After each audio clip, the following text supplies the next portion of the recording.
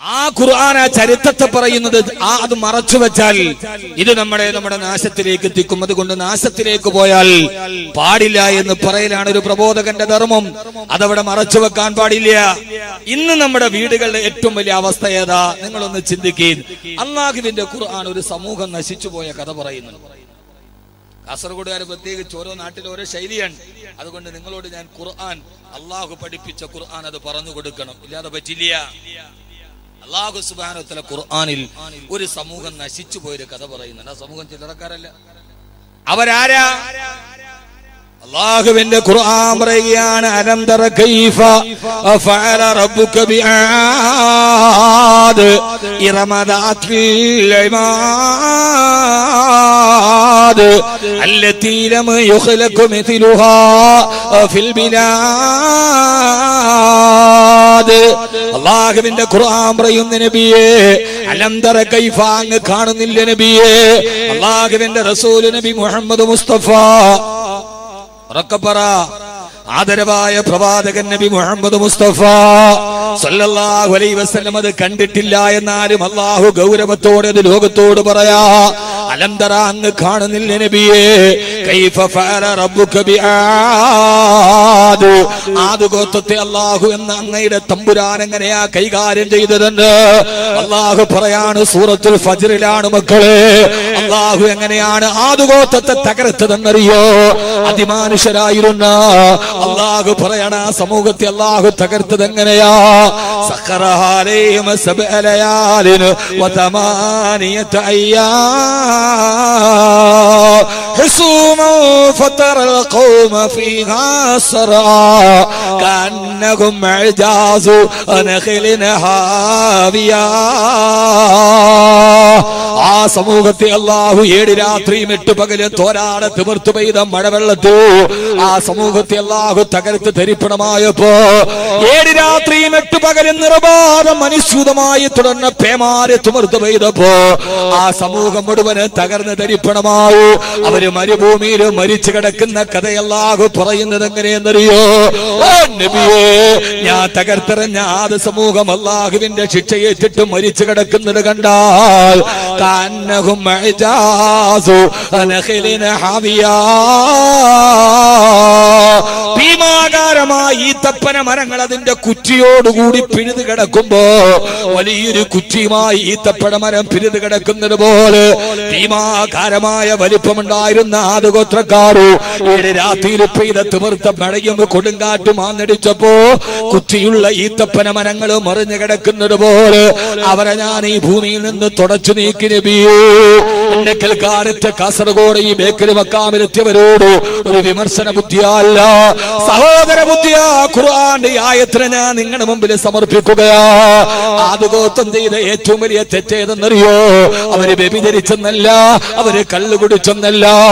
ആദ് ഗോത്രത്തിനെ തകർക്കാനുള്ള കാരണം പറയുമ്പോ ആ സമൂഹത്തെ അല്ലാഹു വിശേഷിപ്പിച്ചത് ഇങ്ങനെയാണ്, അലം തറ കൈഫ ഫഅല റബ്ബുക ബിആദ് ഇറമ ദാത്തിൽ ഇമാദ്. ആരാധനറിയുമോ? ഇറമ. അവർ ഇറമെന്ന് പറയുന്ന ഇന്നത്തെ ഒമാനിന്റെ ഭാഗത്ത് ജീവിച്ചിരുന്ന ഇപ്പോഴും അവര് തകർന്നു പോയ അവശിഷ്ടങ്ങള് ചരിത്ര ഗവേഷകര് തോണ്ടിയെടുത്തിട്ടുണ്ട്. ഇന്നത്തെ ഒമാനിന്റെ ഭാഗത്തുള്ള ഇറമ പ്രദേശത്ത് ജീവിച്ച ആദ് ഗോത്രത്തെ കുറിച്ച് അല്ലാഹു പറഞ്ഞത്, അലം തറ കൈഫ ഫഅല റബ്ബുക ബിആദ് ഇറമ ദാത്തിൽ ഇമാദ്. അവരാരാ? ദാത്തുൽ ഇമാദ്. അവര് തൂണുകളുടെ ആളുകളായിരുന്നു. ശ്രദ്ധിക്കണേ സഹോദരങ്ങളെ, സൂറത്തുൽ ഫജ്റിലെ ആയത്തിന്റെ വ്യാഖ്യാനം നിങ്ങൾക്ക് നോക്കാം. അവരാരാ? ദാത്തുൽ ഇമാദ്. അവര് തൂണുകളുടെ ആളുകളായിരുന്നു. വലിയ വലിയ തൂണുകൾ ഉണ്ടാക്കിയിട്ട് വലിയ സ്വപ്ന വീടുകൾ ഉണ്ടാക്കിയ ആളുകളാവർ. ഇന്ന് നമ്മുടെയൊക്കെ വീടിനെത്ര തൂണുകളാ! ആവശ്യത്തിനുള്ള തൂണുകൾക്കപ്പുറം ആർഭാടത്തിന് വേണ്ടി അനാവശ്യമായ തൂണുകൾ സ്ഥാപിച്ചിട്ടുണ്ട്. അല്ലാഹു പറയാ, ആദ് ഗോത്രത്തിന്റെ പ്രശ്നമേടെന്നറിയോ? അവര് വലിയ തൂണുകളുടെ ആളുകളായിരുന്നു. എന്റെ പ്രിയപ്പെട്ട സഹോദരങ്ങളെ, അല്ലാഹുവരെ തകർക്കാനുള്ള കാരണമേതാ? അമ്പരചുംബികളായ വീടുകൾ വെക്കാൻ അനാവശ്യമായിട്ട് ആർഭാടത്തിന്റെ തൂണുകൾ അവരെ സ്ഥാപിച്ചു വെച്ചപ്പോ ഇന്ന് പലപ്പോഴും നമ്മൾ ആദുഗോത്രത്തെ പോലെ ചെയ്യാറില്ലേ? 50-60 തൂണുകളുള്ള വീടുകൾ ഉണ്ടാവാറില്ലേ? ഖുർആന്റെ മുന്നറിയിപ്പ് സൂക്ഷിക്കണേ. ആദ്യം തന്നെ ഞാൻ ഓർമ്മപ്പെടുത്തുകയാ, ആരാ ആദുഗോത്രമെന്നറിയോ? ഇറമ ഗ്രാമവാസികളായ അവർക്ക് ഈ ചരിത്രത്തിന് സമാന ലോകവുമായി ബന്ധമുണ്ട്. അല്ലാഹു അവർക്ക് ധാരാളം കുന്തിരിക്കം കൊടുത്തിരുന്നു. അവര് കുന്തിരിക്കം കച്ചവടം ചെയ്തവരാ. ഏറ്റവും വലിയ സുഗന്ധദ്രവ്യമായ കുന്തിരിക്കം അല്ലാഹു ആ നാട്ടിൽ ധാരാളം അല്ലാഹു വാരിക്കോരി കൊടുത്തപ്പോ അവര് കുന്തിരിക്കം കച്ചവടം ചെയ്ത് ലക്ഷങ്ങൾ ഉണ്ടാക്കി. അല്ലാഹു സുബ്ഹാനഹു വ തആല കുന്തിരിക്കമെന്ന അനുഗ്രഹം കൊടുക്കുമ്പോ അതോടൊപ്പം തന്നെ ആ നാട്ടിൽ അല്ലാഹു വലിയൊരു അരുവിയെയും ഒഴുക്കി കൊടുത്തു. ആദുഗോത്രക്കാർ എന്ത് ചെയ്തെന്നറിയോ? കോടിക്കണക്കിന് രൂപ ചെലവരുന്ന അന്നത്തെ ധാരാളം തൂണുകളുള്ള വീടുകൾ ഉണ്ടാക്കാൻ അവർ അത്യാഗ്രഹം മൂത്തപ്പോ വഴിയാത്രക്കാർക്ക് അല്ലാഹു കൊടുത്ത വെള്ളം പോലും അവര് വിലക്ക് വെച്ചിട്ട് അവരതുകൊണ്ട് പൈസ ഉണ്ടാക്കി. ചിന്തിക്കണേ മോനെ, കുന്തിരിക്ക കച്ചവടത്തുകൊണ്ട് പൈസ ഉണ്ടാക്കിയിട്ട് അത്യാഗ്രഹം കൊടുക്കാറ്. പച്ചവെള്ളം പോലും വഴിയാത്രക്കാർക്ക് അവരെ വിലക്ക് വെച്ചിട്ട് അവരതുകൊണ്ട് തൂണുകളുള്ള വീടുകൾ ഉണ്ടാക്കിയപ്പോ അല്ലാഹു പറയാ, സഖറഹാലീം സബഅലയാലിം വതമാനിയത അയ്യാം. അല്ലാഹുവരെ തകർത്ത് കളഞ്ഞെങ്കോ പ്രിയപ്പെട്ട സഹോദരങ്ങളെ, ഗൾഫിന്റെ മണരാരണ്യത്തിൽ പോയി കട്ടപ്പെട്ട് പൈസ ഉണ്ടാക്കി അത് അനാവശ്യമായ തൂണുകൾക്ക് മാറ്റരുത്. അള്ളാന്റെ അനുഗ്രഹമായ വീട് സാമാന്യം വലിയൊരു വീടായിക്കൊള്ളട്ടെ, കുഴപ്പമില്ല. പക്ഷേ അള്ളാഹു നിങ്ങൾ കട്ടപ്പെട്ടുണ്ടാക്കുന്ന സമ്പത്തുകൾ അനാവശ്യമായി കളയരുത്. അതുകൊണ്ട് ധാരാളമായ തൂണുകൾ ഉണ്ടാക്കൂ. വീട് വെക്കുന്നതിലല്ല, ആ വീട്ടിൽ അള്ളാഹു പറഞ്ഞ ഏറ്റവും യഥാർത്ഥമായ തൂണുണ്ടാവണം. അള്ളാഹു നമുക്ക് മനസ്സിലാക്കാനുള്ള ബോധം നൽകട്ടെ. അള്ളാഹു ഒരു സമൂഹത്തെ കുറിച്ച് പറഞ്ഞത് അവര് തൂണിന്റെ ആളുകളായിരുന്നു. ഞാൻ പറഞ്ഞല്ലോ, ആർക്കൊരു പിണക്കം തോന്നണ്ട. ചിലപ്പോ ഇതൊന്നും നമുക്കറിയില്ല. ഇനി നമ്മൾ വീട് വെക്കുമ്പോ സൺഷെയ്ഡിന് 2 തൂണ്, ഒരു വീടിന് ആവശ്യമുള്ള പില്ലറുകൾ തൂണുകൾ ഒക്കെ ആയിക്കോട്ടെ, കുഴപ്പമില്ല. പക്ഷേ അതിര് കടന്ന് തൂണുകൾ ആപത്താണ്. ഇന്ന് നമ്മുടെ പൈസ മുഴുവന് നഷ്ടപ്പെടുന്നത്. എനിക്കിത് കൊണ്ട് പറഞ്ഞിട്ട് എന്ത് കാര്യമാണ്? നിങ്ങൾക്കൊരു തീരുമാനം ഉണ്ടായാൽ ഭാര്യയും ഭർത്താവും കൂടെ ആലോചിക്കും, അവിടെ തൂണ് ഇവിടെ തൂണ്. അള്ളാഹു നമ്മൾ കഷ്ടപ്പെട്ടുണ്ടാക്കണം പൈസ വെറുതെ ഭൂമിയിൽ കുഴിച്ചിട്ടിട്ട് ഖുർആൻ പറഞ്ഞതിന് വിരുദ്ധതയുമാകും. നമ്മുടെ ജീവിതത്തിൽ അള്ളാഹു തന്ന അനുഗ്രഹത്തെ കുറിച്ച് പരലോകത്ത് നമ്മൾ കണക്ക് പറയണം. അതുകൊണ്ട് നമുക്ക് എന്തെങ്കിലും ഗുണമുണ്ടോ? ഒന്നുമില്ല. അതുകൊണ്ട് ഇനിയെങ്കിലും ഈ കാര്യത്തിൽ ശ്രദ്ധിക്കണമെന്ന് നിങ്ങളോട്, പ്രത്യേകിച്ച് കാസർഗോഡ് വഴി യാത്ര ചെയ്യുമ്പോൾ കണ്ട ചില കാഴ്ചകളുടെ കൗതുകങ്ങൾ നിങ്ങളോട് ഞാൻ പങ്കുവെക്കാൻ അള്ളാഹു നമുക്ക് മനസ്സിലാക്കാനുള്ള ബോധം നൽകട്ടെ. ആമീൻ പറ. ഞാൻ പറഞ്ഞതിൽ വിഷമമുണ്ടോ? ഞാൻ പറഞ്ഞതിൽ വിഷമമുണ്ടോ?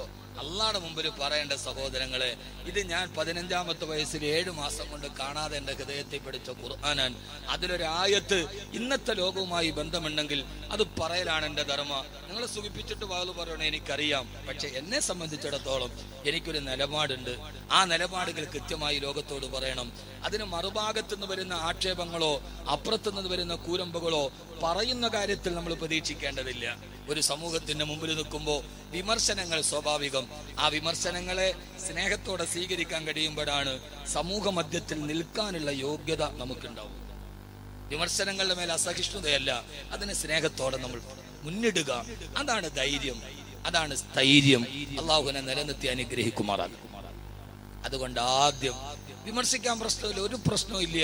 ഞാൻ വളരെ സ്നേഹത്തോടു കൂടി അതിനെ ഉൾക്കൊള്ളുന്നു. പക്ഷേ നാളെ അള്ളാഹുടെ മുമ്പിൽ പോകുമ്പോ വാക്കവി നീ എന്തുകൊണ്ട് പറഞ്ഞില്ല എന്ന് പറഞ്ഞാൽ എനിക്ക് എന്റെ റബ്ബിനോട് പറയേണ്ട അള്ളാഹുവെ പറഞ്ഞു കൊടുത്തിട്ടുണ്ട്. അതുകൊണ്ട് ഈ അമിതമായ തൂണുകൾ ഭാര്യയായിട്ട് ആലോചിക്കും. ഇപ്പൊ മിക്കവാറും ഭർത്താവ് ഗൾഫിലും ഭാര്യ ഇവിടെയാണ്. അവരവരുടെ ഒരു താല്പര്യത്തിന് അപ്പുറത്തെ വീട്ടിൽ കണ്ടു, ഇപ്പുറത്തെ വീട്ടിൽ കണ്ടു, അത് കണ്ടു, ഇത് കണ്ടു. നമ്മളതെല്ലാം കൂടെ വെക്കുമ്പോ അവസാനം വീട് വെക്കുമ്പോ നമ്മുടെ നടുവൊടിഞ്ഞിട്ടുണ്ടാവും. ഇതുകൊണ്ട് എന്താ ഉള്ളത്?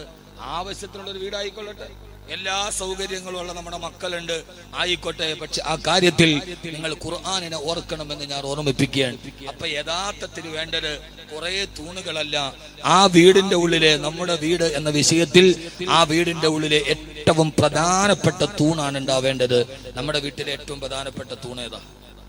എന്നാൽ വെളിയിൽ ഇത്രയും തൂണ് വെച്ചെങ്കിൽ അകത്തെന്തെങ്കിലും തൂണുണ്ടോ? നല്ലൊരു തൂണ് അതൊട്ടില്ലതാണ്. യഥാർത്ഥത്തിൽ നമ്മുടെ വീടിനുണ്ടാകേണ്ട ഒരു തൂണ് നമുക്കില്ല. നമ്മുടെ വീട്ടിലുണ്ടാകേണ്ട ഏറ്റവും ബലവത്തായ തൂണേതാ എന്ന് പറയും.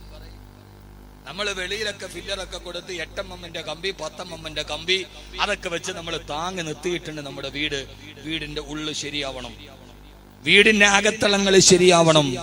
നമ്മുടെ വീടുകളിൽ നിന്ന് എല്ലാവിധ പേക്കൂത്തുകളുടെ അടയാളമായി മാറി. ഒരു വീടിന്റെ ഉള്ളിൽ ജീവിക്കുന്ന പെണ്ണിന് സുരക്ഷിതയില്ലാത്ത അവസ്ഥയിലേക്ക് കേരളം മാറിപ്പോയി. കേരളത്തിലെ 150 കുട്ടികളെ വിളിച്ചിട്ട് നിങ്ങളുടെ ഗർഭത്തിന് ഉത്തരവാദി ആരെന്ന് ചോദിച്ചാൽ അവള് വിരൽ ചൂണ്ടത് അവളുടെ അച്ഛന്റെ നേരെയാണ്. തനിക്കാര് ജന്മം നൽകിയോ അതേ പിതാവിനാൽ ഗർഭിണിയാക്കപ്പെടേണ്ട പെൺമക്കളുടെ നാടുകളിൽ വീടിന്റെ ഉള്ളിൽ കിടന്നുറങ്ങിയാൽ സുരക്ഷിതത്വം നഷ്ടപ്പെട്ടു പോകുന്ന പെൺകുട്ടികൾ, ആ പെൺകുട്ടികളുടെ നാട്ടിലാണ് നമ്മൾ ജീവിക്കുന്നത്. വീടിന്റെ ഉള്ളിൽ പോലും നമ്മുടെ പെൺകുട്ടികൾക്ക് സുരക്ഷിതത്വം ഇല്ലാതായി. അതുകൊണ്ട് എന്റെ പ്രിയപ്പെട്ട സഹോദരങ്ങളെ, സഹോദരിമാരെ, നമ്മുടെ വീടിന്റെ ഉള്ളിലാണ് യഥാർത്ഥ തൂണുണ്ടാവേണ്ടത്, വീടിന്റെ വെളിയിലല്ല. അള്ളാഹു നമ്മളെ മനസ്സിലാക്കാൻ ബോധം നൽകട്ടെ.